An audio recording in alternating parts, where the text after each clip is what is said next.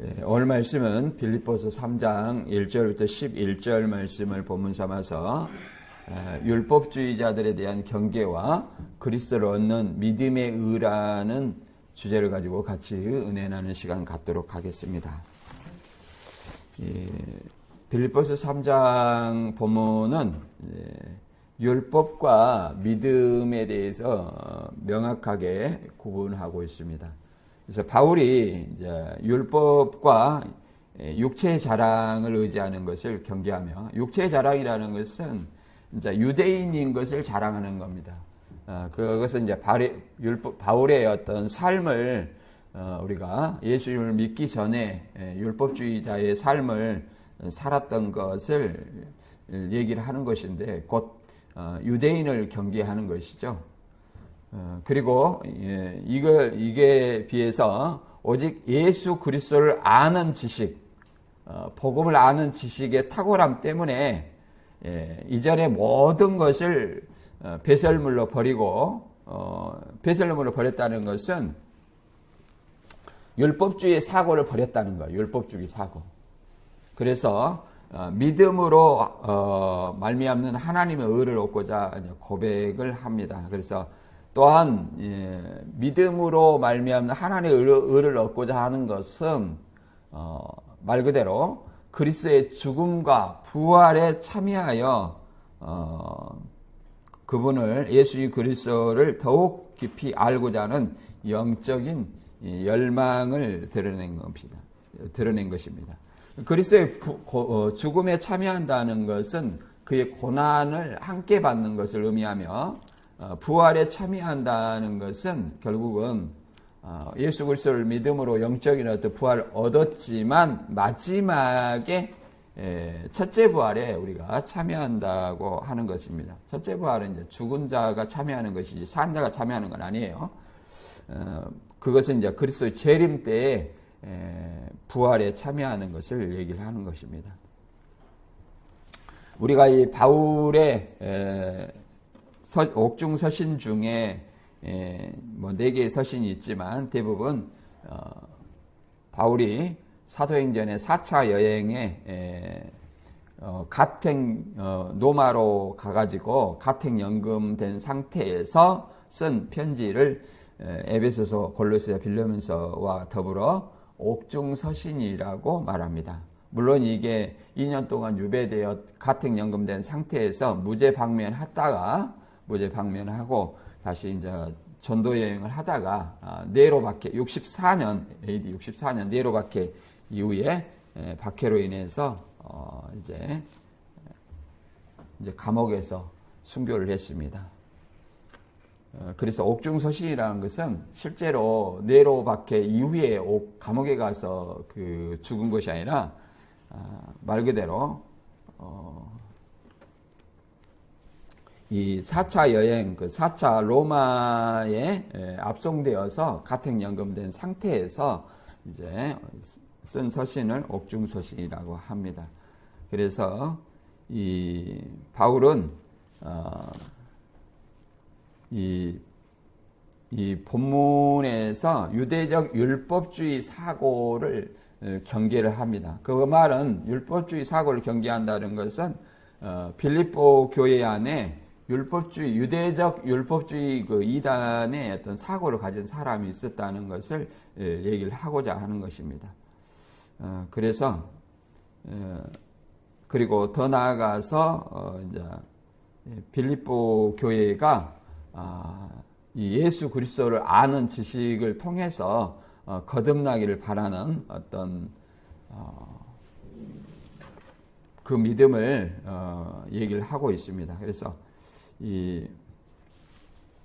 오늘 빌립보서 3장을 살펴보면 빌립보 성도들이 주 안에서 복음을 왜곡하는 거짓 교훈을 경계하도록 가르치는 부분입니다. 복음을 왜곡한다는 것은 율법주의 이단을 얘기하는 거죠. 율법주의 이단이라는 것은 사도행전 15장에 나오죠. 1차 전도 여행을 하고 나서 이제 유대 신자들, 유대 그리스도인들이 이방인들이 복음을 믿고 구원받는 것을 보고 복음만 믿는 것을 보고 율법을 믿고 율법을 지키고 할례를 행해라. 그래야만 구원을 얻는다. 이런 어떤 문제로 충돌이 있었습니다. 이거는 과도기로 볼 수 있어요. 과도기.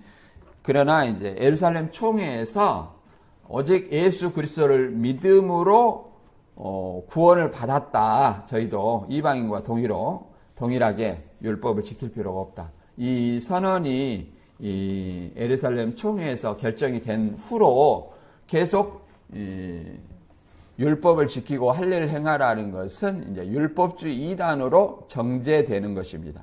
그래서 과도기적 율법주의와 그 이후에 그 율법주의는 완전히 다릅니다. 오늘날에도 율법주의 이단들이 많이 있죠. 할례를 행하라는 말은 하지 않지만 율법을 여전히 지키라고 하는, 지켜서 구원받는다는 어떤 종파들이 있죠. 예를 들어서 절기, 안식일, 그다음 먹고 마시는 거 그러잖아요. 뭐 돼지고기, 쥐고기 안 먹는다. 안식일 교회. 또 하나님 교회도 마찬가지. 그 여호와 증인인 하나님 교회 이런데 절기, 또 신천지도 절기 지키죠. 엉터리 절기. 그런 것들이 다 율법주의 잔재라고 얘기할 수 있습니다. 그래서 디모데와 에바브로의 삶을 통해서 복음의 확장상을 보여주었다면 이 앞전에는 디모데와 에바브로의 삶을 우리가 이 앞전에 봤었죠. 그렇다면 이제 오늘 본문에서는 성도들이 무엇을 자랑해야 하며 어디에 참된 의가 있는지를 밝힙니다.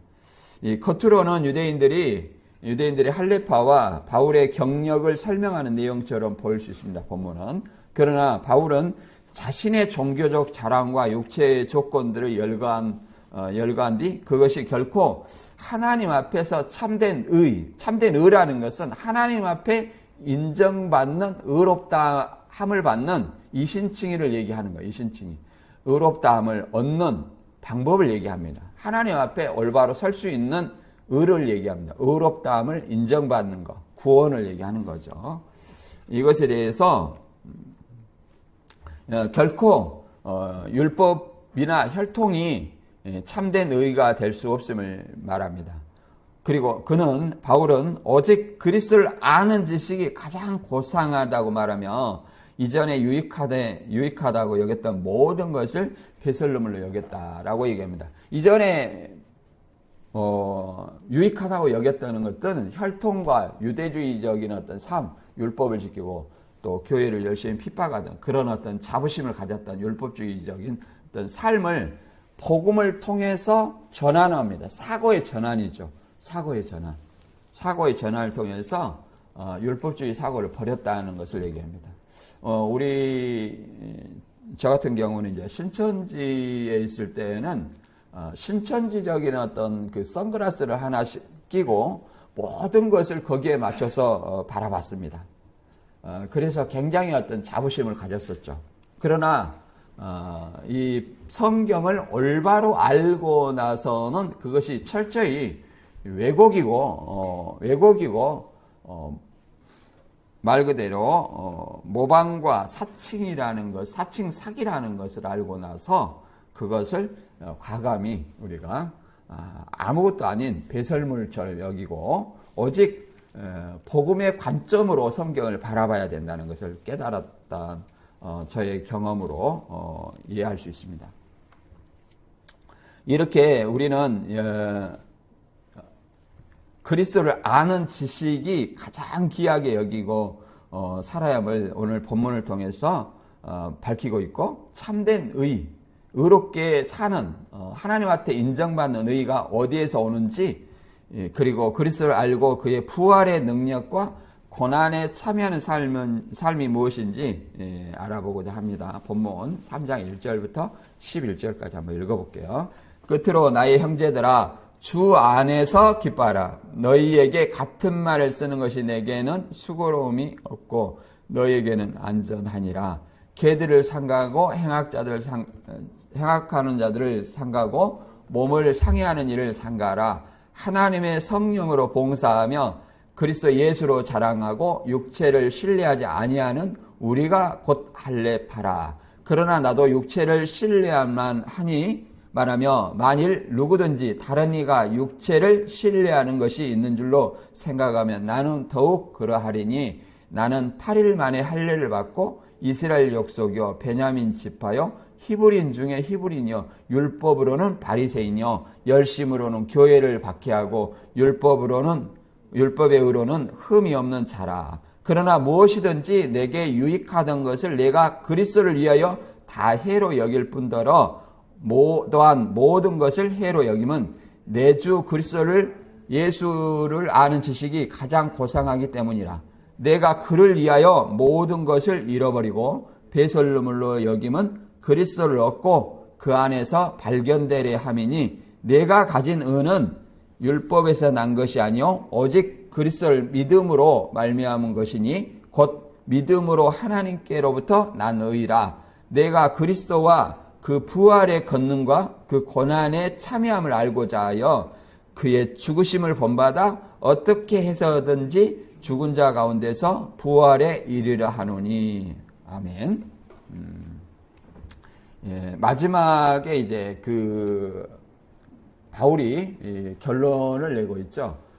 말 그대로 율법적인 어떤 삶, 육체를 신뢰하고 율법적인 삶을 살았던 어떤 자신의 모든 것을 배설물로 여기는 것은 예수 그리스도를 아는 지식이 가장 고상하다, 가장 귀하다, 가장 가치 있게 여겼다. 이것은 말 그대로 그리스도의 고난에 함께 참여하고 고난에 함께 참여한다는 것은 그리스도의 십자가의 고난에 참여한다는 것은 그 박해를 견디며 순교의 길을 걷는 것을 얘기를 하는 거죠.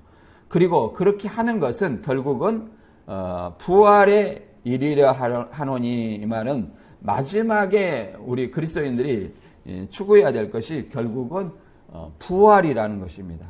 부활이라는 것은 죽은 자가 부활하는 것이고 우리가 산 자가 부활제로 참여하는 것을 얘기하는 거죠.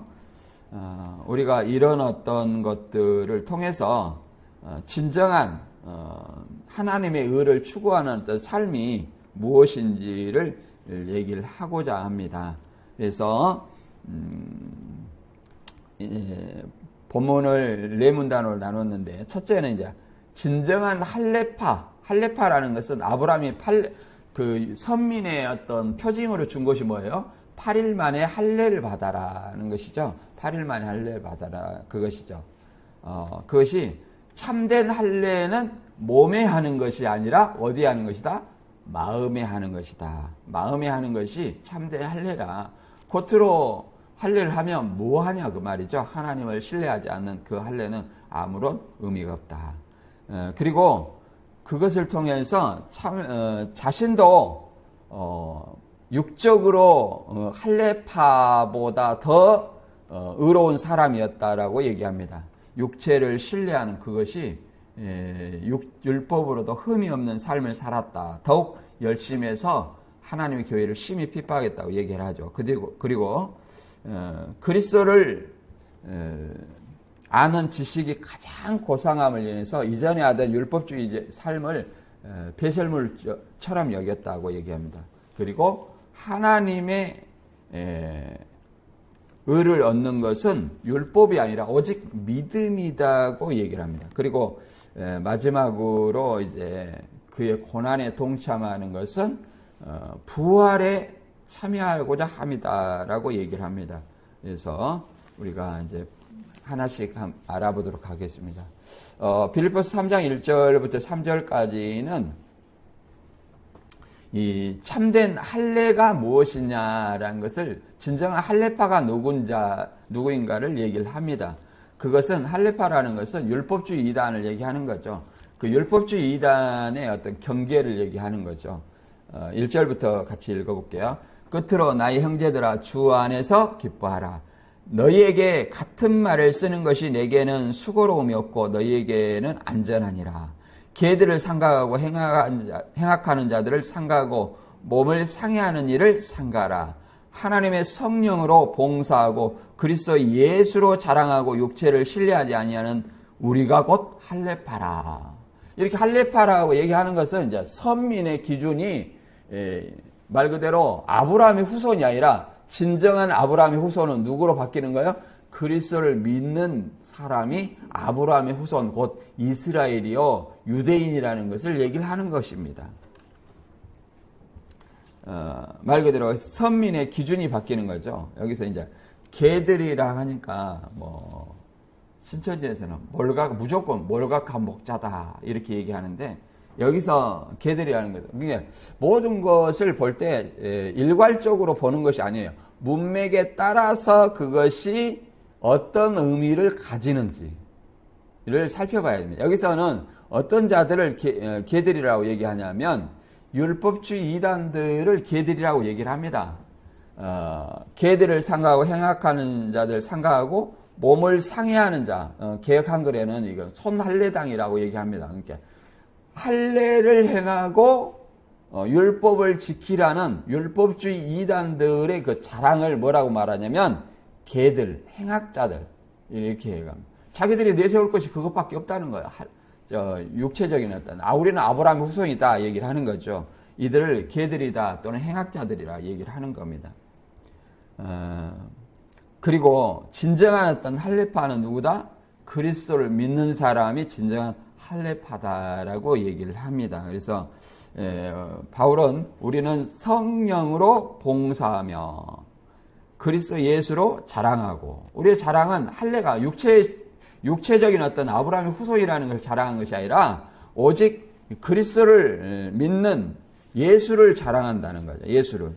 그래서 육체를 신뢰하지 아니하는 곧 우리가 할례파다라고 얘기하는 거죠. 그래서 개들이라는 여기서 그들 그 율법주의 이단들을 개들이라 하는 것은 진리를 물어뜯고 탐욕스럽게 그리스도를 대적하는 이들을 개들로 비유하는 거죠. 행악하는 자들은 예수 그리스도를 믿는 것보다 율법 준수를 더 앞세우는 거죠. 이런 어떤 것들을 행악하는 자들, 곧 율법주의 이단이죠. 그리고 말 그대로 손할례당이라는 것은 육적인 어떤 8일 만에 할례 받는 것을 얘기를 하는 겁니다. 우리는 할례당은 아니지만 교리적으로 아니라 남자는 현대적으로 위생상으로 다 할례를 어렸을 때 행하죠. 또 할례를 못한 사람은 또 군대 갔을 때 행하기도 합니다. 그러나 여기서 말하는 것은 그것을 선민의 하나님의 백성으로 기준을 삼는다는 것을 얘기를 합니다. 그걸 자랑하는 거죠, 유대인은. 지금도 유대인들은 그것을 자랑을 여전히 하고 있죠.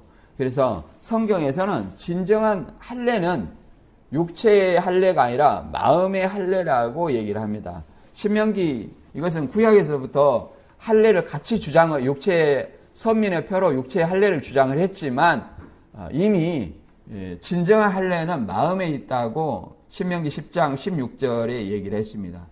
그러므로 너희는 마음의 할례를 행하고 다시는 목을 걷게 하지 말라. 교만이죠. 목을 걷게 한다는 것은. 그리고 마음의 할례를 행하라는 거죠.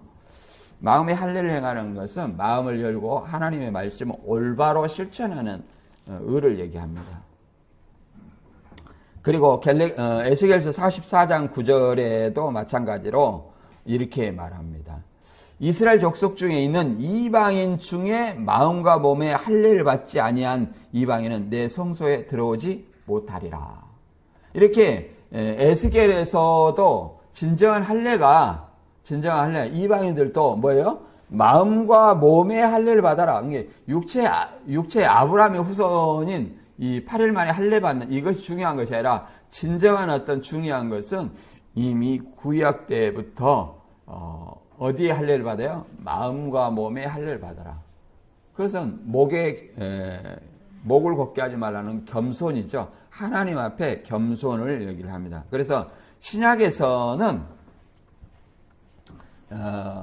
신천지에서도 이런 구절을 많이 인용합니다만 로마서 2장 29절에 진정한 유대인과 아브라함의 후손과 이스라엘이라는 어떤 칭호가 선민의 칭호입니다. 그 칭호가 이제 말 그대로 유대인에서 누구로 넘어온 거예요? 유대인에서 그리스도인으로 넘어온 거예요. 그래서 그리스도인을 유대인이다, 이스라엘이다, 아브라함의 후손이라고 얘기를 하는 겁니다. 그래서 마음의 할례를 받은 사람이 진정한 선민이라고 얘기하는 거예요. 하나님의 선민. 로마서 2장 29절에 얘기를 하죠. 오히려 마음에 참된 변화를 받은 사람이라야 참 유대인이며 기록된 율법이 아닌 성령님의 음한 마음의 할례가 진정한 할례입니다. 라고 얘기합니다. 그래서 이제 유대인이 뭐요? 누구로 바뀌었어요? 그리스도인이 진정한 유대인이요 이스라엘이라고 얘기를 합니다. 계시록 2장 9절에도 그래서 얘기를 합니다. 계시록 2장에는 자칭 유대인이라는 사람들을 신천지는 이상한 표현합니다만 여기서 자칭 유대인이라는 것은 이제 누가 유대인인지를 얘기를 하는 겁니다. 누가 유대인이냐면 그리스도인이 진정한 유대인인데 몸으로 아브라함의 혈통으로 아브라함의 후손이며 8일 만에 할례를 했다는 이유로 자신이 유대인이라고 얘기하는 그들이 뭐예요? 자칭 유대인이라는 거예요. 신약에서는 누가 유대인이요? 그리스도인이 유대인이에요. 우리가 유대인입니다. 그래서 사실 이렇게 말합니다. 그러나 너는 부요한 자이다. 자칭 유대인이라는 사람들에게서 내가 모욕을 당한 것도 나는 다 알고 있다. 그러나 그들은 유대인이 아니라 사단의 회다라고 얘기합니다. 그러니까 여기서 자기가 유대인임을 자랑하는 그들이 누구예요? 사실은 자칭 유대인이라고 얘기하는 혈통적인 유대인을 얘기하는 겁니다. 그들은 왜 사단의 회라고 얘기하냐면 계시록의 배경이 뭐예요? 도미티안 황제 숭배라는 것을 우리는 너무 잘 알고 있죠. 도미티안 황제 숭배인데 1년에 한 번 이상씩 도미티안 황제 신전에 가서 황제 신상에 가서 뭐라고 합니까? 도미티안은 주와 하나님이라고 이렇게 고백을 합니다. 주 하나님을 고백을 할 때에 여기서 걸리는 사람은 누구냐면 유대인이 아니라 누구예요? 그리스도인입니다. 기독교는 신흥 종교예요. 신흥 종교이기 때문에 로마에서 종교로 인정을 안 했어요. 오직 종교로 인정해서 황제 숭배를 면제해 준 종교는 로마예요. 로마. 나머지는 혼합주의 종교이기 때문에 다신교 사상이기 때문에 그잖아요. 다신교 사상이기 때문에 황제 숭배 하나를 첨가하는 것은 일도 아닙니다. 그래서 아무런 의미가 없어요. 오직 사도행전에서도 그러잖아요. 자기들이 복을 못 받을까봐 알지 못하는 신 해가지고 그것까지도 섬긴다는 거예요. 그러니까 거기다가 황제의 신을 섬기면 뭐예요? 복을 받는다니 황제 플러스 하나 하는 것은 별 문제가 아니죠. 그런데 오직 문제가 되는 것은 기독교인입니다. 그리스도인이죠. 그리스도인만이 그렇잖아요. 로마 황제를 주와 하나님으로 고백할 수 없어요. 우리 그리스도인들은 누구를 오직 예수 그리스도만이 주와 하나님으로 고백을 합니다. 근데 이 다른 신을 고백을 하면 이것은 배도의 행위라고 말할 수 있죠. 배교 행위라고 말할 수 있죠. 일제 신사참배도 마찬가지입니다. 이와 같이 우리가 이제 가볍게 우리가 오늘날 이렇게 말하지만 굉장히 이것은 중요한 일입니다. 그 황제 숭배나 신사참배나 이런 것들은 목숨이 왔다 갔다 하는 상황에서 하는 것이에요. 과연 나는 그때 있었으면 신사참배나 황제 숭배를 하지 아니었다고 말할 수 있겠는가? 장담할 수 없다는 거예요.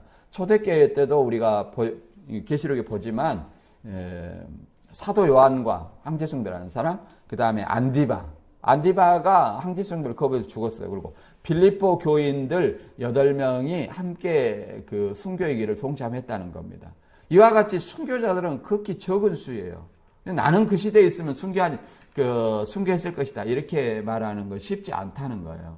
그리고 일제시대 때도 주기철 목사와 손양훈 목사와 같은 순교자들이 있습니다. 그건 극히 소수예요. 대부분의 기독교가 신사참배를 국민의례라고 해서 그것을 이렇게 미화해서 참배를 했습니다. 그것은 목숨이 소중하기 때문에 육체의 목숨이 소중하기 때문에 그 황제 숭배를 했던 거예요. 신사참배를 했던 거예요. 국민의례라는 어떤 명칭으로. 물론 그런 시대상이 있습니다만은 진정한 어떤 믿음은 순교의 길을 걷는 것이겠죠. 신정한. 그래서 우리 자신들도 오늘날에는 그런 어떤 순교를 강요하는 시대는 아닙니다. 그러나 순교자적인 어떤 삶의 정신을 가지고 살아야 될 줄로 믿습니다. 그 다음 이 율법주의 이단을 경계하기 위해서 바울은 자신이 더 율법주의 삶을 살았다고 얘기를 합니다. 그러나 그것이 아무것도 아니었다는 것을 얘기를 하는데 빌립보서 3장 4절부터 6절까지 한번 읽어볼까요? 그러나 나도 육체를 신뢰할 만하며 만일 누구든지 다른 이가 육체를 신뢰할 것이 있는 줄로 생각하면 나는 더욱 그러하리니 나는 8일 만에 할례를 받고 이스라엘 족속이요 베냐민 지파요 히브리인 중에 히브리인이요 율법으로는 바리새인이요 열심으로는 교회를 박해하고 율법으로는 흠이 없는 자라 얘기를 합니다. 그래서 육체를 신뢰할 만하다는 것은 말 그대로 자신도 아브라함의 후손이에요. 아브라함의 후손이요. 그런데 자기가 어디 살았어요? 길리기아 다소 로마 시민으로 살았습니다. 그러니까 바울은 이름이 둘이에요. 로마 시민으로서 이름이 뭐예요? 바울입니다. 히브리인의 정체성으로 이름은 뭐예요? 사울입니다. 어떤 사람은 이것을 오해를 해가지고 뭐 회심하기 전에는 사울이었고 회심한 후에는 뭐 바울이었다 이렇게 얘기하는데 그게 아닙니다. 우리가 일제시대 때 창씨개명 아시죠? 창씨개명 하듯이 우리가 일제시대 때 한국 이름을 뭐요? 일본식 이름으로 바꾸잖아요. 그 이름이 몇 개요? 2개잖아요. 제가 이제 공인중개사로 옛날 그 등기부를 떼보면 일본식 이름이 있어요. 4자로 됩니다. 4자. 이 일본식 이름이 이렇게 4자로 있어요. 그래갖고 아직도 그 일본식 이름으로 등기가 된 것을 간혹 발견합니다. 그래서 일본식 이름과 한국 이름 그런 것처럼 바울도 로마 시민이었고 히브리인이었기 때문에 2개의 정체성을 가지고 있어요. 그래서 바울과 사울이라는 이런 이름을 가지고 있습니다. 그리고 아브라함의 후손의 특징이 뭐예요? 8일 만에 할례를 받았죠. 그것이 이 아브라함의 후손이고 이스라엘 지파죠. 이스라엘 12지파 중에 누구예요? 베냐민 지파라고 얘기를 합니다. 그리고 그들을 누구라고 그래요? 히브리인이라고 얘기하는 거죠. 출애굽한 이스라엘 히브리인이라고 얘기하는 거죠. 유대인과 히브리인이 다른 것이 아니죠. 그냥 같은 히브리인이라고 얘기하는 겁니다. 그래서 히브리어를 쓰는 사람을 히브리인이라고 얘기하는 거죠. 그리고 율법으로는 바리새인이라고 얘기하는 것은 철저히 율법주의자였다는 것을 얘기를 하는 거죠. 철저히 율법주의자였기 때문에 예수 그리스도를 믿는 사람을 이단으로 정죄하고 교회를 박해했다라고 얘기를 합니다. 그래서 아주 너희가 말 그대로 빌립보 교회 안에 율법주의 이단이 있는데 너희들보다 내가 더 열심히 했다.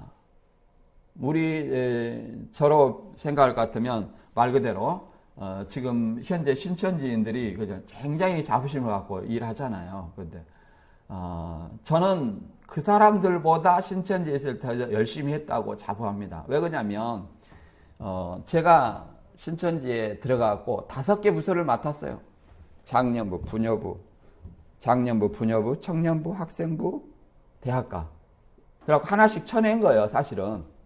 맨 나중에 이제 장년부, 부녀부, 대학가 하다가 대학가도 하나 떨치고 장년, 부녀부 하다가 제가 이제 일을 마무리했는데 그러니까 제가 거기에 신천지에서 이단 교리 반증을 했어요. 지금도 신천지에 이단 교리 반증을 하고 있죠. 그것이 제가 만든 교리의 뿌리예요. 그 만들어 놓은 것을 소책자로 만들어 놨더라고요.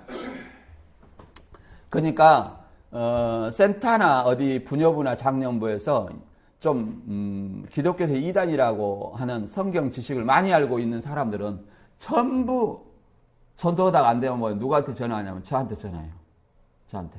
그러고 다 저한테 해달라고 하는 거예요. 그러니까 제가 하루 몸이 몇 개여도 부족했어요. 아침 8시에 출근하면 저녁 12시, 1시에 들어옵니다. 뭐 이해를 할란지 안 할란지 모르겠지만 왜 12시, 1시가 되냐면 이 부녀부 집사님들의 남편이 핑계를 댑니다.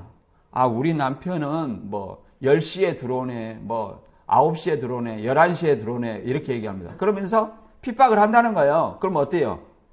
약속을 한번 잡으십시오. 약속을 잡아요. 그래가지고 한 달만 들어봐라. 그래가지고 한 달만 들어보고 성경적인 것이 아니고 잘못된 것이 있으면 바로 부인 돌려보내겠다. 각서라고 쓰려면 쓰겠다. 이렇게 얘기를 합니다. 그러면 열이면 열 다 듣게 됩니다. 그래가지고 뭐 밥 먹으면 10시 반이네 11시네 그러면 그때 시간 맞춰서 가요. 밥 먹고 나서 가가지고 몇 시간 합니까? 우리 교육이 기본으로 2시간 해요. 2시간 교육하고 또 어떻게 해요? 얘기 나누면 2시간 반, 3시간 돼요. 끝나고 교육 이야기 하잖아요. 그러면 몇 시 됩니까? 별 보고 이렇게 집에 옵니다. 그리고 또 피곤해갖고 아침에 일어나고. 이것이 365일이에요. 그러니까 굉장히 체력이 저하돼요. 체력이. 그래서 신천지인들이 체력이 좋은 사람이 없어요. 열심히 한 사람은. 왜? 운동할 시간이 없거든. 또 영양가가 높은 음식을 먹습니까? 저 같은 경우는 말 그대로 하루에 2끼를 먹었어요. 뭐 지금도 2끼를 먹는데 좀 질에서 좀 차이가 나요. 낮에 12시에서 12시 반 딱 30분간 점심을 먹습니다. 그리고 이동을 해요. 이동은 딱 30분으로 정해요. 그러니까 1시부터 이렇게 쭉 다시 또 교육을 다녔죠. 그리고 저녁에는 이제 뭐 빵이나 우유 간단히 때우니까 이렇게 때웠어요. 왜 그러냐면 돈이 없잖아요. 많이. 그냥 나중에는 뭐냐면은 위 축소증 걸렸더라고. 위가 쪼그라든 거예요.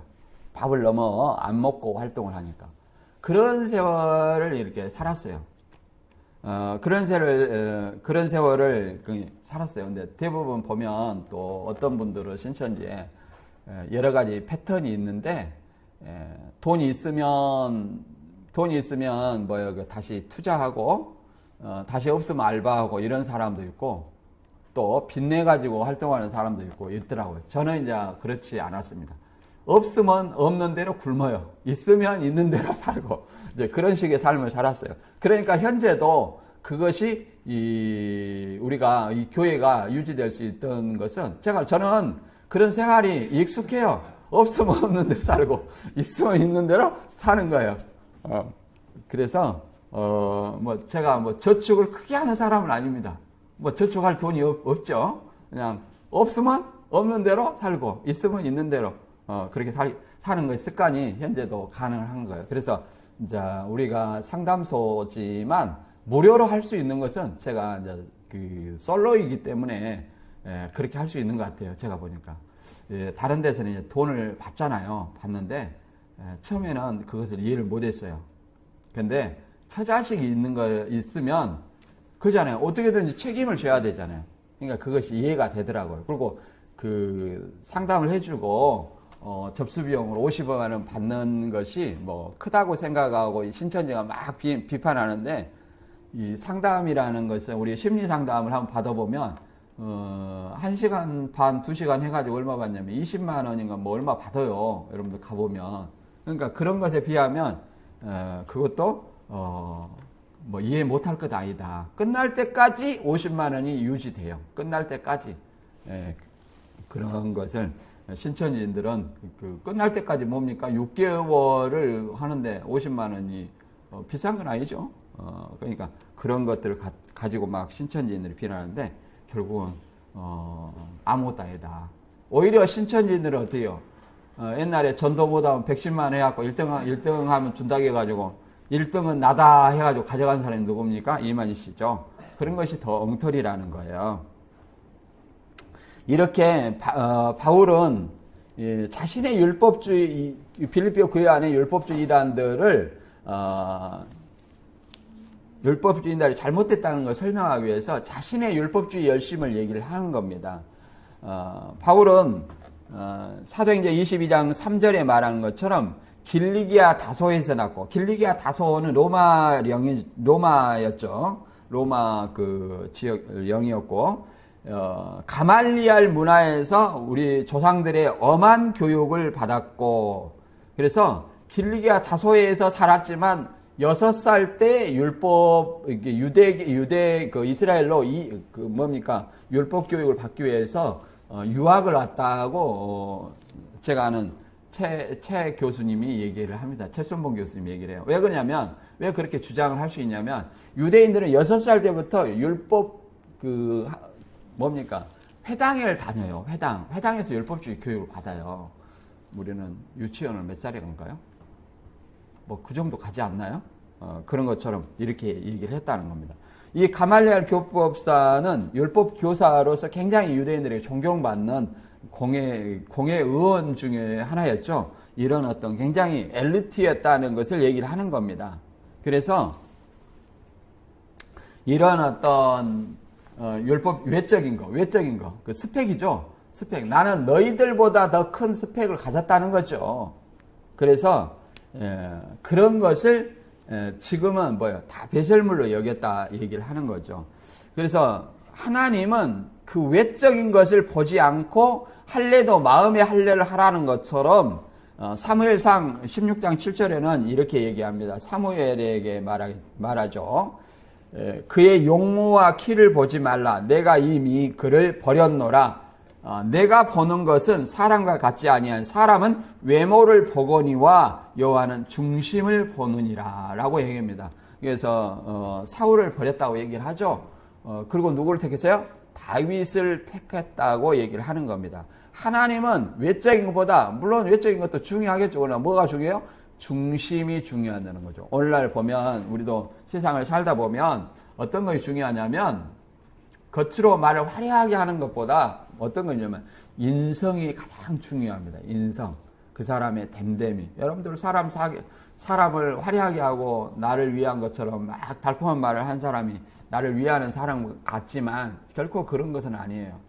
달콤한 것은 우리가 세상에서도 달콤한 걸 많이 먹으면 당뇨병 걸려요. 조심해야 돼요. 결코 우리에게 나에게 달콤한 말, 듣기 좋은 말 한 것이 결코 내 영혼을 이롭게 한 것은 아니에요. 나에게 쓴말을 해준 사람이 곧 나에게 도움이 되는 사람이라는 걸 우리를 알아야 돼요. 그것이 내 영혼을 더 올바른 길로 인도한다는 것을 우리는 좀 알아야 됩니다. 그리고 진정한 아브라함의 후손, 유대인 이스라엘은 누구냐? 갈라디아서 3장 29절에 보면 여러분이 만일 그리스도에 속한 사람이라면 여러분은 아브라함의 후손이며 하나님이 약속을 받을 상속자들입니다 라고 얘기합니다. 그래서 계시록에 이스라엘이 입맞은 이스라엘이 누굽니까? 그리스도인들을 얘기하는 거예요. 입맞은 자도 복음을 믿는 자에게 성령으로 인을 치는 거예요. 하나님의 백성이라고. 그리고 이스라엘은 뭐예요? 누구를 얘기합니까? 그리스도인이 아브라함의 후손이요 이스라엘이요 유대인이라고 성경은 얘기를 합니다. 그런데 신천지는 거기다 새를 넣어가지고 영적 새 이스라엘이다. 성경에는 예수님 오므로 끝나는 것이지 예수님이 교주한테 와가지고 다시 시작하는 것이 없어요. 이게 신천지와 기독교의 차이점은 뭐냐? 우리가 신천지는 예수 그리스도가 재림해가지고 뭔가 한다는 거예요. 영생과 영벌이 있어야 되는데 그것이 없어요. 14만 4천 모으면 영생해 주겠다. 흰물이 모으면 영생해 주겠다. 이런 어떤 얘기를 하는데 예수님이 오면 영생과 영벌로 끝나는 거예요. 영생과 영벌로 끝나는 거. 이걸 우리는 알지 못합니다. 그 다음에 이제 이런 어떤 율법주의 혈통적인 외적인 것보다 너희보다 가장 뛰어나지만 이런 어떤 모든 것을 뭐처럼 버렸다? 배설물로 버렸다. 왜? 그리스도를 아는 지식이 가장 고상하기 때문에 이걸 얘기를 합니다. 3장 7절에서 9절 읽어보겠습니다. 그러나 무엇이든지 내게 유익하던 것을 내가 그리스도를 위하여 다 해로 여길 뿐더러 또한 모든 것을 해로 여기면 내 주 그리스도 예수를 아는 지식이 가장 고상하기 때문이라. 내가 그를 위하여 모든 것을 잃어버리고 배설물로 여기면 그리스도를 얻고 그 안에서 발견되려 함이니 내가 가진 은은 율법에서 난 것이 아니요 오직 그리스도를 믿음으로 말미암은 것이니 곧 믿음으로 하나님께로부터 나느라. 이게 마지막에 중요한 얘기다. 하나님께로 나느라. 그 말은 예수 그리스도를 믿음으로 나는 죄인이지만 뭐예요? 하나님께서 의롭다고 칭해주는 거예요. 이게 얼마나 감사한 겁니까? 내게 유익하던 율법주의, 육체의 스펙, 그잖아요. 유대인의 스펙. 그러잖아요. 우리도, 유대인은 아니지만 세상에서 학벌, 여러 가지 그러잖아요. 나는 신앙에 자랑이 있다, 여러 가지 세상의 것들을 자랑하지만 가장, 고상하고, 가치 있는 것은 뭐다? 예수 그리스도를 아는 지식이다. 그 복음을 믿을 때에 하나님께서 나를 의롭게 여겨주신다고 얘기를 합니다. 의롭게 여겨주는 게 굉장히 중요한 거죠. 우리는 과연 예수 그리스도를 믿고 이전의 것들을 다 버렸는가 우리 자신을 한번 돌아봐야 됩니다. 여기서 이제 하나님께로 한 의라는 것은 기독교의 핵심 교리예요. 핵심 교리. 이신칭의 이신득이라는 말을 들어봤죠? 이게 기독교의 핵심 교리. 로마서에 가장 잘 나와 있는데 칼빈은 이렇게 얘기합니다. 조시는 정가의 교리, 정가. 뭐가 정가되냐? 제가 이제 성경 공부할 때 많이 얘기했습니다만은 아담이 지은 어떤 죄로부터 우리는 자유롭지 못합니다. 그렇기 때문에 하나님께로 나갈 수도 없고 하나님은 우리한테 올 수도 없는 어떤 죄인입니다. 죄로부터 단절되었어요. 그렇기 때문에 이 죄를 해결해야 되는데 죄를 어떻게 해결해요? 예수 그리스도가 십자가의 제물이 되심으로 말미암아 나의 죄를 누구에게 전가해요? 그리스도에게 전가하는 거예요. 그리스도에게 전가하는 거예요. 내가 내 죄를 그리스도에게 전가하면 나는 죄가 있어요, 없어요? 죄가 없죠? 이게 구원이에요. 제3 곧 구원이에요. 이게 전가의 교리입니다. 그리고 그리스도가 부활함으로 그리스도의 의가 누구한테 전가돼요? 영적인 어떤 생명력과 그리스도의 의가 나한테 전가되는 거예요. 왜 부활하실 때 그리스도의 의가 나한테 전가되냐? 부활이야말로 예수님이 십자가에 완전히 순종했기 때문에 부활에 이르는 거예요. 부활에 이르는 거예요. 그래서 부활함으로 말미암아 그리스도의 의가 의롭다 하심이 나에게 전가되어서 하나님 앞에 의롭다 칭함을 받는 거예요. 이로 말미암아 하나님 앞으로 나갈 수 있는 조건이 된 거예요. 그래서 이게 이신칭의 이신득이라는 기독교의 핵심 교리입니다. 내가 예수님을 믿음으로 구원을 받았다. 그렇잖아요. 예수님의 희생으로 우리가 구원을 받은 거예요. 우리가 실생활에서 누구를 위해서 대신 근무를 쓰면 그러잖아요. 근무나 하면은 그러잖아요. 상대방 그것도 감사하다고 생각합니다. 그러나 내가 다른 사람을 희생할 용기가 있습니까? 세상에도 간혹 본의 아니게 다른 사람을 위해서 일을 하다가 희생한 사람을 의인상을 두어서 표창하기도 합니다. 그러나 그거는 자기가 죽을 줄 모르고 한 거예요. 그러나 예수님은 우리의 죄를 위해서 이미 자신의 죽음을 알고도 뭐예요? 십자가에 달린 거예요. 이게 뭡니까? 구원의 은혜, 십자가의 대속의 은혜라고 말할 수 있습니다. 우리는 그것을 할 수 있어요? 결코 할 수 없습니다. 누구를 위해서 내가 죽을 자신이 있다. 서로 가족을 위해서는 그렇게 할 수 있습니다만은 아무런 어떤 상관없는 사람을 위해서 내가 그렇게 할 수 있는가? 없다라고 얘기합니다. 그래서 고린도후서 5장 21절에는 이렇게 얘기합니다.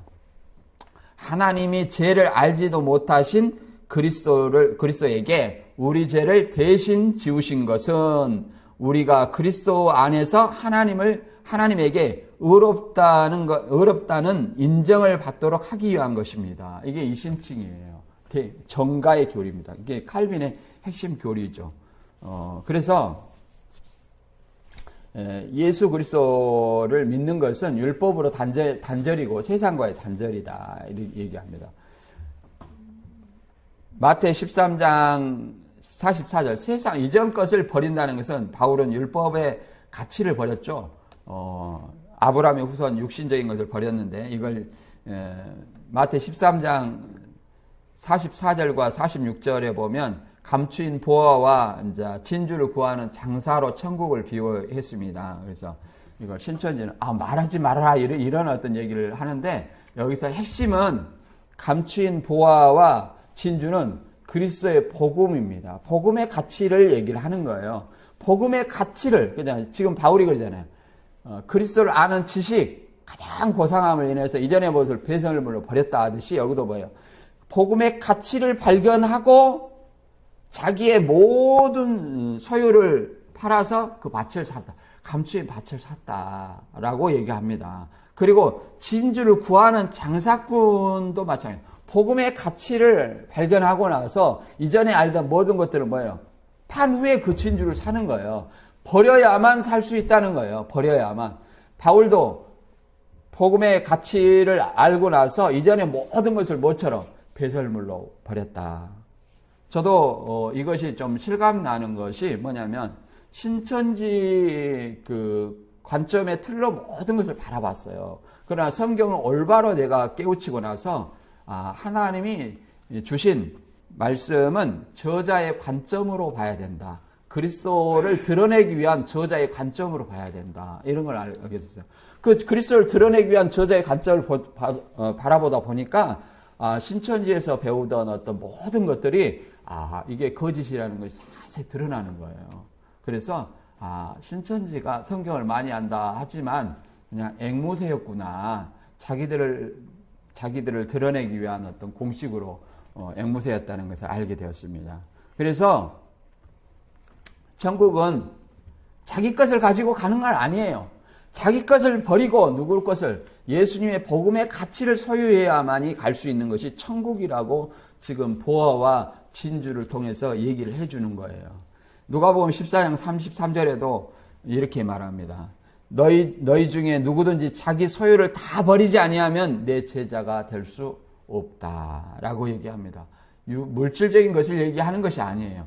자기의 어떤 잘못된 가치, 잘못된 사상, 진정한 내 안의 보화가 무엇인지를 생각을 해야 됩니다. 그래서 마태 16장 24절에서는 제자도의 삶이 무엇인가를 이렇게 말합니다. 누구든지 나를 따라오려거든 자기 십자가를 지고 나를 따라라. 자기를 버리고 자기 십자가를 지고 나를 따르라 이렇게 얘기합니다. 자기를 버리고 자기를 버린다는 것은 뭐예요?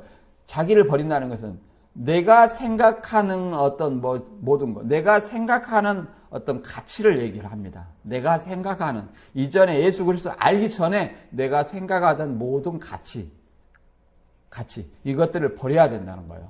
날마다 자기를 부인하고 내가 생각하는 것보다 뭘 우선시해야 돼? 하나님의 말씀이 그냥 우선순위가 무엇인가를 얘기를 하는 것이죠. 그리고 십자가는 고난입니다. 우리는 어려움이 닥칠 때 간혹 가난한 교인이 나타납니다. 그래서 우리 교회도 교회 숫자가 적다 보니까 가난한 교인이 많이 나와요. 왜 그러냐면 작은 사람의 물론 제 실수가 모든 것이 저의 탓이지만 제가 이제 교회를 잘 못해요. 저는 이제 공부만 신천지에서도 그렇고 여기에서도 공부만 하는 것만 알지 다른 것은 잘 못해요. 솔직히 이게 제가 하는 것이고 잘 못해요. 그런데 이런 것들 때문에 또 사람 숫자도 적고 그러다 보니까 이제 뭐냐면은 여기 와서 좀 보다가 아이고 이 산이 아닌가벼 하고 또 내려가. 그런 건데 이건 십자가의 삶이 아니라 자기 평안을 추구하는 삶이에요. 사실은. 근데 신앙이라는 것은 그런 어떤 것을 추구하는 것이 아닙니다. 고난을 통해서 우리가 결국은 얻고자 하는 것은 뭐냐면 이 생은 뭐예요? 잠깐이에요. 사실은. 이 생은 잠깐이지만 우리가 부활의 삶은 영원한 거예요. 영원한 거예요. 영생과 영벌. 우리가 자살한 사람 알죠? 자살한 사람은 자기의 현재의 고통이 너무 극심하고 이것을 해결할 방법이 없기 때문에 자해를 하고 자살을 하는 겁니다. 그러나 그런 고통보다도 이렇게 자기가 죽으면 끝날 줄 알지만 그 고통이 영원하다고 생각해 보세요. 영원하다고. 얼마나 그것이 비참한 삶이겠습니까? 그래서 모세도 그러잖아요. 애굽의 바로의 공주의 아들이라는 칭호, 애굽의 모든 부하를 버리고 누구를 그리스도를 위하여 받는 오히려 수모 고난을 더 큰 재물로 여겼다라고 얘기하지 않습니까? 우리도 그와 같이 세상 것보다 그리스도를 아는 복음, 예수를 아는 지식이 내가 그리스도이라는 어떤 이 자부심이 가장 큰 부하가 되기를 바랍니다.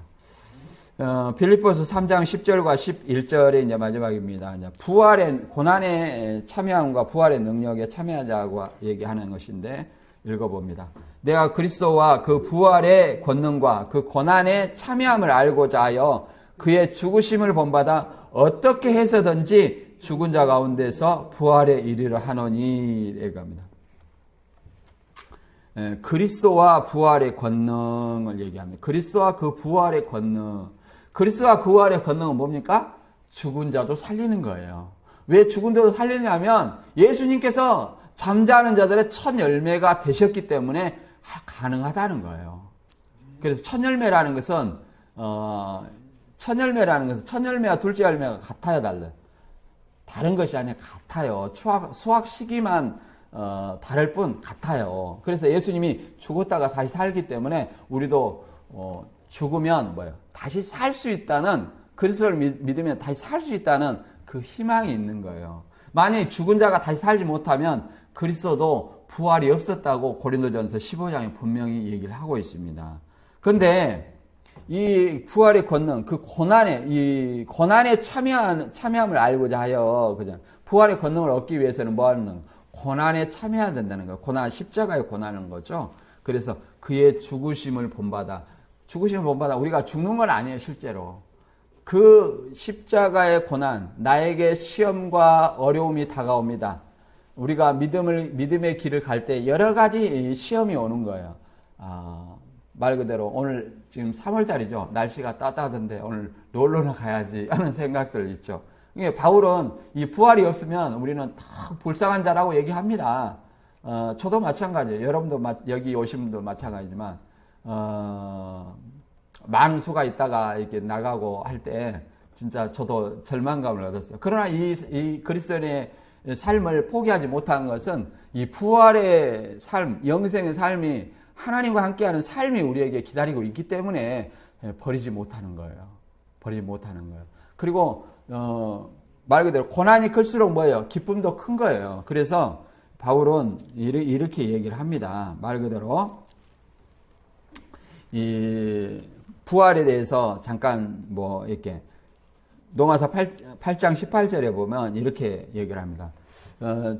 지금 우리가 받는 고난은 장차 우리에게 나타날 영광과 전혀 비교할 수 없다라고 얘기합니다. 그래서 장차 나타날 영광을 위해서 현재의 고난을 참고 견디는 것입니다. 그래서 말 그대로 부활이라는 것은 우리가 많이 본 구절이지만 고전 15장 51절에 이렇게 말합니다. 내가 너에게 비밀을 말하노니 우리가 다 잠잘 것이 아니요 마지막 나팔의 순식간에 호련히 다 변화하리니 나팔 소리가 나매 죽은 자들이 썩지 아니할 것으로 다시 살고 우리도 변화하리라 라고 얘기합니다. 순식간에 호련이라는 것은 자기도 모르게 서서히가 아니라 눈 깜짝할 사이에요. 눈 깜짝할 사이에 예수님이 재림하면 눈 깜짝할 사이에 썩지 아니할 부활체로 변한다는 걸 얘기합니다. 빌립보서 3장 21절에는 예수님의 영광의 몸의 형체라고 얘기하는 거예요. 영광의 몸의 형체. 저는 이제 개인적으로 이것을 초월적인 몸이라고 얘기합니다. 초월적인 몸.